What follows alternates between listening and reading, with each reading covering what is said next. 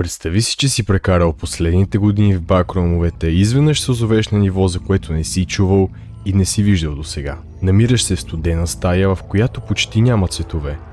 Чувстваш се все едно си в безтегловност. Пред теб има каменно извито стълбище, на което не можеш да видиш края. И сега имаш само два избора. Да се качиш на стълбището и да избереш на къде да тръгнеш. Надолу или нагоре. Нека първо ти разкажа за това ниво. Ти сам ще прецениш накрая какво ще направиш. Днес ще говорим за максималното ниво на задните стаи, а то е ниво 9223372036854775807. Да, отнеми малко опити, докато го прочита напълно. Аз съм вашия домакин, както винаги, така че се настанете удобно и нека ти разкажа една история. Нивото 92233... Да, разбра идеята. Смята се, че е максималното ниво, до което може някой да стигне в задните стаи. За улеснение вече ще го наричам просто нивото. Окей? Добре, разбрахме се. Може да ти изглежда странно като номерация, но точно това е максималното число, което може 64-битова система да произведе. Това потвърждава доста теории, че бакрумовете са алтернативна вселена, която е зададена с цел симулация. А симулацията с какво се прави? Точно така, с компютър.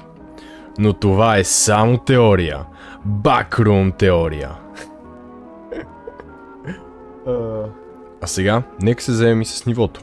Няма определен клас, защото влизането там е почти невъзможно, така че не може да се изучи като другите по-лесно достъпни нива от задните стаи. Също така няма никакви същества, но въпреки това се води за едно от най-опасните нива там. Нека разберем защо. Концепцията е доста лесна. Нивото представлява стълбище, което се намира в студено помещение. Странното е, че не може да се опише напълно, защото според очевидци цветовете не могат да се опишат с думи. Най-близкото до което можем да стигнем, че цялото ниво е в черно-бяло, въпреки че се споменава за липса на всякакъв цвят. Стълбището продължава безкрайно. Това в задните стаи е доста типично, защото голяма част от нивата са безкрайни, но тук има нещо, което е специално. Няма документирани входове или изходи. Има само теории. Бакрум теории. Добре, спирам. Едната теория е, че ако се изкачиш точно 5000 стъпала и скочиш от стълбището, това ще те изкара от задните стаи и ще те върне в реалността. Разбира се, че можеш да се изкачиш до там, даже можеш да продължиш нагоре, защото в нивото цари безтегловност.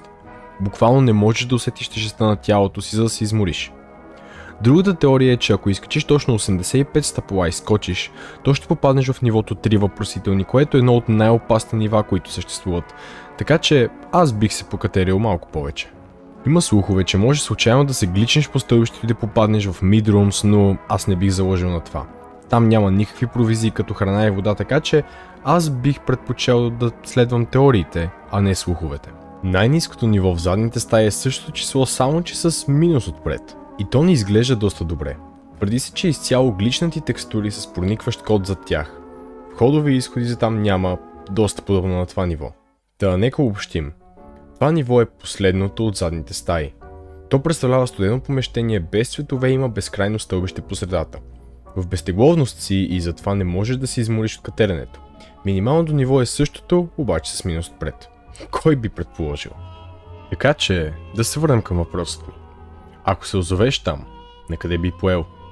Нагоре или надолу? Какво ще се пробваш да направиш?